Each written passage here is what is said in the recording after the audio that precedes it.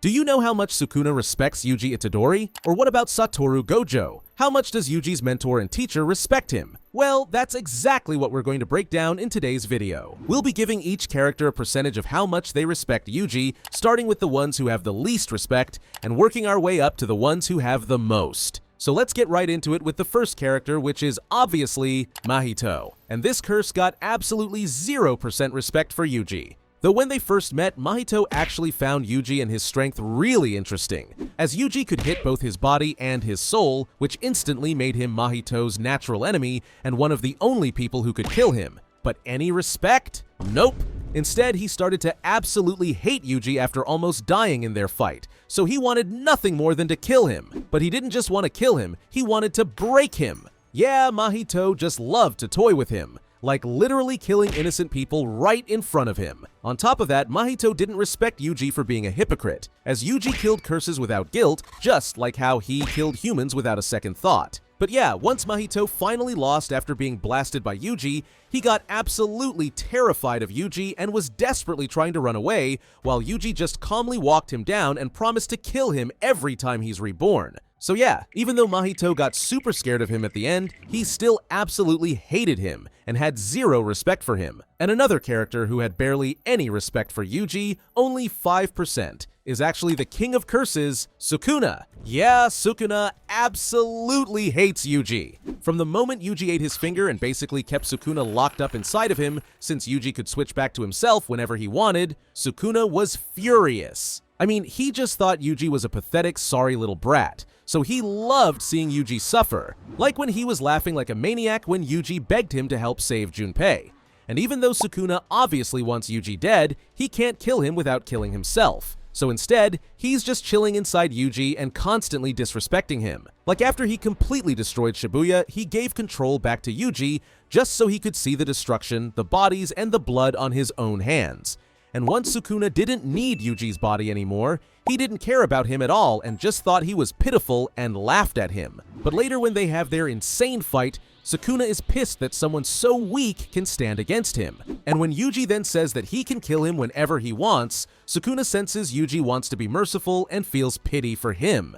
And that's when Sukuna snaps and fills with so much hatred that's unlike anything he has ever felt before. All that said, Sukuna did eventually say Yuji's name, as he did get a tiny bit of respect for his resolve and strength, though he would never admit it. Someone else who's got 5% respect for Yuji is Nanami. Yeah, during their intense fight at Jujutsu High, Nanami was impressed by Yuji and his strength for being a mere human. She was even grateful to Yuji and Todo for being so challenging that she started to enjoy the thrill of fighting. Still, as Yuji is a human who Nanami despises for how they've been destroying the planet for thousands of years, she can't be higher than 5%. But someone who is higher than 5%, all the way up at 50%, is actually Kenjaku. Now, this guy is pretty confusing. I mean, we literally find out that Yuji is Kenjaku's son, but does he even care about him? Well, not really. Sure, Yuji is literally Kenjaku's most successful experiment, the perfect vessel for Sukuna, so he clearly thinks he's really impressive. But when Mahito and Choso were basically competing to see who could kill Yuji first, he had zero problems with it. On the other hand though, he literally thanked Sasaki from the occult club for getting along with his son. So, you see why it's confusing, right? Still, he can't be higher than 50%, because he really doesn't respect Yuji as a person or a fighter, he only respects him as his masterpiece and the perfect experiment. Moving on from curses, we've got Yoshinobu Gakuganji at 60%. Yeah, I know, this cranky old grandpa first just saw Yuji as a curse that needed to be instantly executed for being Sukuna's vessel, which is why he tried to get him killed twice. First at the detention center, then during the Goodwill event. But yeah, Gakuganji was only following the orders of the higher-ups, so in the end of the series, he did gain a lot of respect for Yuji for taking down the King of Curses. Talking about Gakuganji, we gotta talk about Masamichi Yaga, who's at 70%. When interviewing Yuji to join Jujutsu High, Yaga refused to allow him to become a student because Yuji's reasoning to become a sorcerer for someone else was unacceptable. But after having one of his cursed corpses punch him, Yuji says that he doesn't want to live with regrets, and instead, he wants to help people while he's alive, and that impresses Yaga enough to make him accept him to Jujutsu High. And later, when Gakuganji pushes to have Yuji executed, Yaga actually defends Yuji and says that he's already saved lives and has the potential to become a great sorcerer. Moving on, we've got Miwa at 85%. Even though these two almost never interact, Miwa got super impressed by Yuji's reflexes when she tried to strike him, and now she respects his strength even more. She was also really happy that Yuji didn't get executed and killed during the Goodwill event, as she thought he was a genuinely kind and good-hearted guy. Another Jujutsu High sorcerer with 85% respect for Yuji is Kinji Hakari. When Hakari first saw Yuji fight, he was actually really impressed by him and his strength. But when they met, Hakari sensed that Yuji didn't have that burning fever, basically that obsession and passion Hakari lives for. He then thought Yuji was a Jujutsu High spy and started throwing hands. But after beating him over and over with Yuji refusing to stay down, Hakari realized that Yuji was actually burning with fever. So yeah, Hakari respects Yuji for his burning fever and obviously for his strength. Next up, at 90%, is Kusakabe.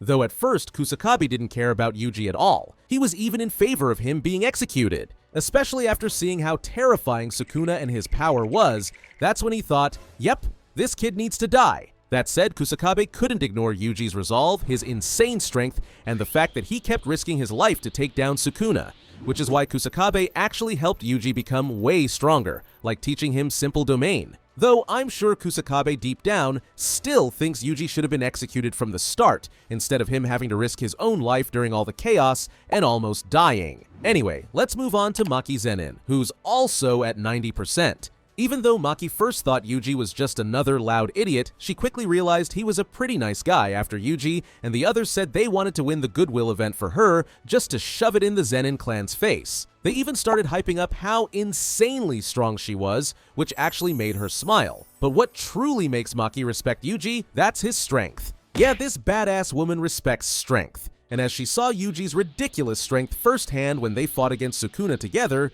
she gained even more respect for him. Two other characters that respects Yuji at 90% is Toge Inumaki and Panda.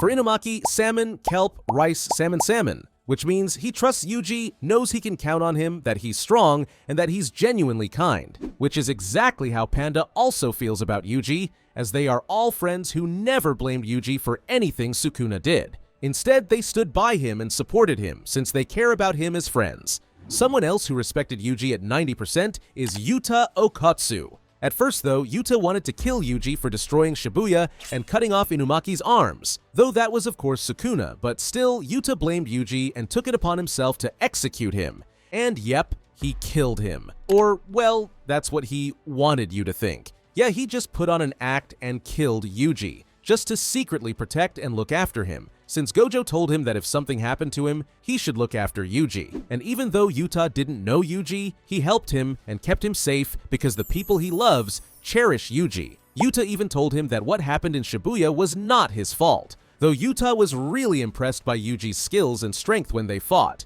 Still, he really didn't care about Yuji that much, and had zero problem killing him if Sukuna took over his body again. That said, they fought side by side against Sukuna and gave everything they had. And in the end, Yuta had so much respect for Yuji, for his resilience, his battle spirit, and for his strength. Now, going up to 95%, we've got Nobara Kugisaki. Though at first, Nobara thought Yuji both looked and was dumb, that he didn't know how to talk to girls, and that he was disgusting for eating Sukuna's finger. And, I mean, most of that's true. Anyway, she was also really impressed by how strong he was, and even thanked him for saving her during their first mission together. And from that point on, these two became the goofy duo, and they're always annoying Megumi whenever they can. And although Nobara pretends she doesn't care about Yuji, always just roasting him and calling him stupid, she actually cares about him a lot. Like we all saw how crushed she was when Yuji died.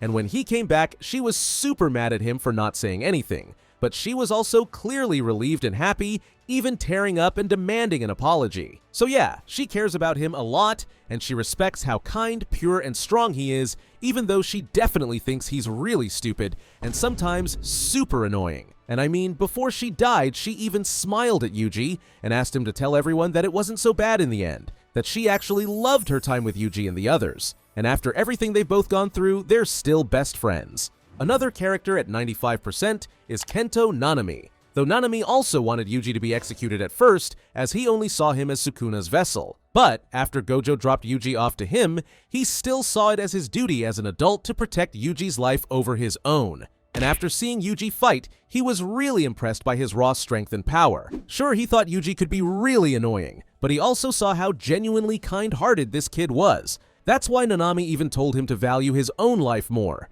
instead of always putting everyone else first. He was also grateful to him for saving his life against Mahito. Then fast forward to right before Nanami died.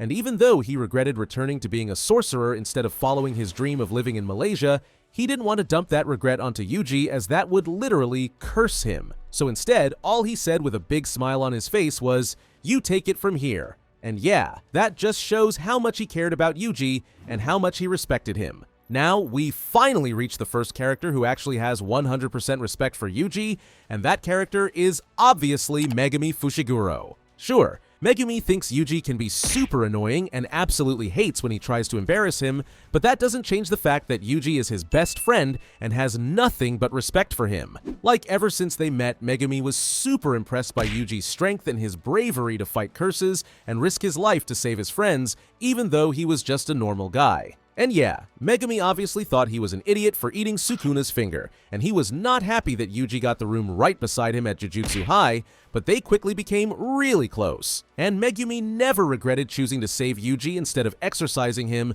not because it was logical, but because he didn't want a good person to die. So he genuinely respects Yuji's kindness, his resolve, and his ridiculous strength. Like, he even trusted Yuji to fight Hanami, saying he would kill him if he died. Then, after the Shibuya incident, when Megumi needed help to save his sister from the culling games, he knew he could count on Yuji to help him.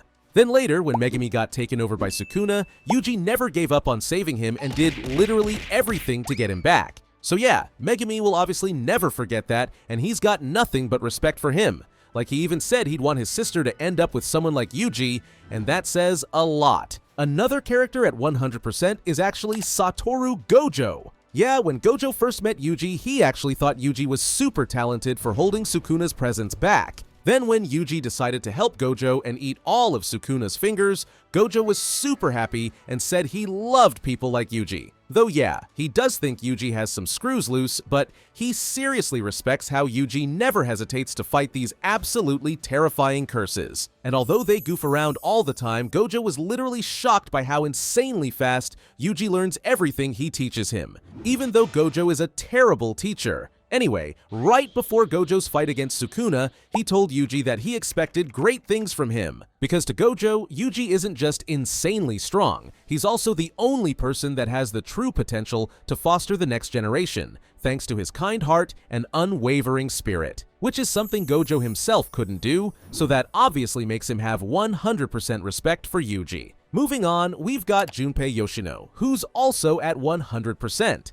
These two became like best friends super fast, and Junpei thought Yuji was so nice and funny. However, they ended up on opposite sides and fought each other, but Junpei still didn't want to hurt him. And once Junpei opened up about his mom being killed and how people had cursed him and his mom his whole life, Yuji didn't judge him, he listened, swore he wouldn't curse him, and even invited him to join Jujutsu High so they could fight back together. And yeah, that meant everything to Junpei. So he saw Yuji as one of the kindest people he'd ever met, someone he truly respected and trusted, and basically one of his best ever friends, even though they basically just met. Though, yeah, he didn't live long after that. But in another life, Yuji and Junpei went to Jujutsu High together and hung out every single day as best friends. Another character at 100% is Hiromi Higuruma. Even though Higuruma used his domain expansion and tried to kill Yuji, his insane raw strength caught him completely off guard and impressed him a lot. But then, everything changed when Yuji confessed to Higuruma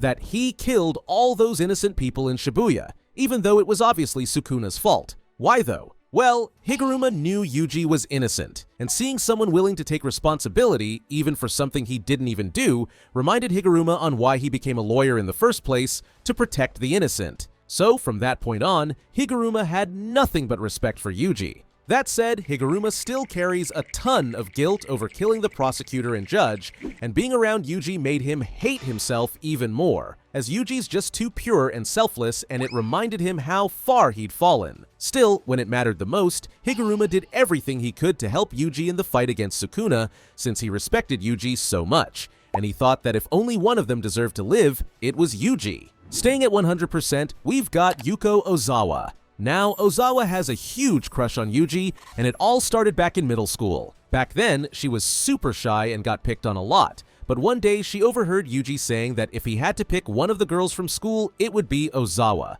because she was kind, thoughtful, and neat. Boom! She instantly started crushing on him. Then fast forward 6 months, Ozawa moves to Tokyo, has an insane glow-up, and randomly sees Yuji again. And after talking to Nobara, Ozawa wondered if maybe with the way she looks now, he'd want to be with her. And I gotta say, it's crazy that Yuji recognizes her. Anyway, they exchange phone numbers, but they barely see each other. Well, until the literal epilogue, where they're both back in their hometowns and watch the snow together. And I mean, that pretty much confirms that they're a couple, right? So yeah, Ozawa has always had a huge crush on Yuji because she's always respected how genuinely kind and pure he is.